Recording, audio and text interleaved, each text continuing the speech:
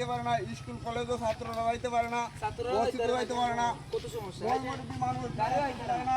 এই যে একটা গাড়ি আইতাছে, অনেক কষ্ট হইতেছে, এই যে গাড়ি অনেক চেষ্টা করে পড়ে গেল হইলে আচ্ছা বাইরে যে গান তো বাইরে দিকে যাই। ভাই এই রাস্তাতে আইছে, কেমন বুঝলেন রাস্তার পরিস্থিতি? ভাই রাস্তার পরিস্থিতি খুব ভয়াবহ। মানে ওই রাস্তার মধ্যে কি করলে ভাই ভালো হইব?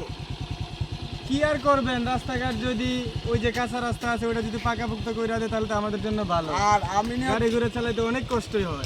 নিয়ত করছি আমার ভিডিও থেকে জয়তে আইবো, ওইটাতে বালু দিয়া দিলে ভাই আপনারা কি চলতে ফিরতে ওইটা তো সবচেয়ে ভালো একটা উদ্যোগ নিয়েছেন। দর্শক আপনারা বাহাদুরপুরের ভিতরে যারা যারা আছেন সবাই আমার সাথে তাইকেন, আপনারা আমাকে একটু হেল্প করেন। আমি চাইতেছি আমার ভিডিওর মধ্যে জয়তে আসবে, অত টাকার বালু আমি রাস্তায় দিমু, আরও টাকা পয়সা যদি বাড়ে এইগুলো টাকা আমি মসজিদে দান করে দিমু। আপনারা সবাই সাপোর্ট করেন, দেন এরকম রাস্তা কিন্তু আর কোনো জায়গায় নাই আমাদের সিলেট জেলার ভিতরে।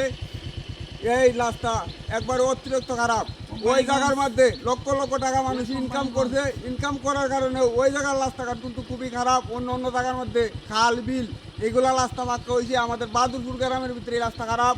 আমি আপনারা আর কিছু কইব না, আমার বড় ভাই কইছে, আপনারা মাথার ভিতরে আমার কথাটা লাইকেন।